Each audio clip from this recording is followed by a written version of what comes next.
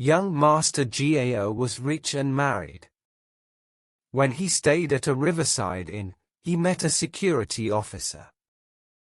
The officer said that there was a widow who wanted to remarry to a wealthy family as a concubine. He said that the widow was very beautiful and had a lot of dowry. He asked Gao if he was interested. Gao consulted with his wife, who was tempted by her money, and agreed. The officer asked Gao if he wanted to see her first. Gao was very happy and stayed to drink.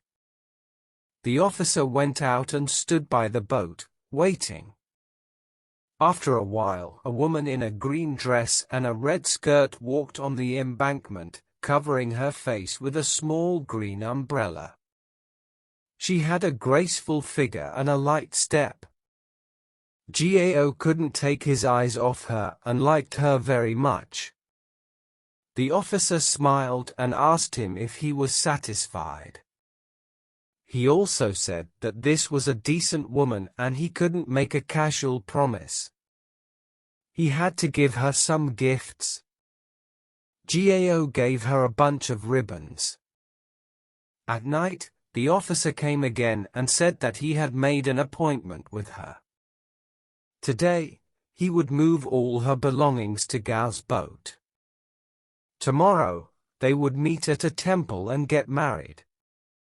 As he spoke, there were more than a dozen people carrying boxes, which were filled with gold, pearls, jade, spices, and the like. The next day, the officer took Gao to the temple and came to the door of a room. They saw several women laughing and talking through the curtain, and the one in the red skirt was among them. They saw someone outside and all turned and ran away. The officer said, "Gao, please wait a moment," he would go in and talk to her. He went in and didn't come out for a long time.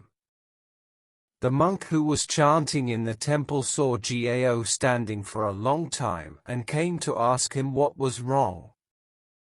Gao told him everything he had seen and heard. The monk said, this was a mountain temple, where could there be such things?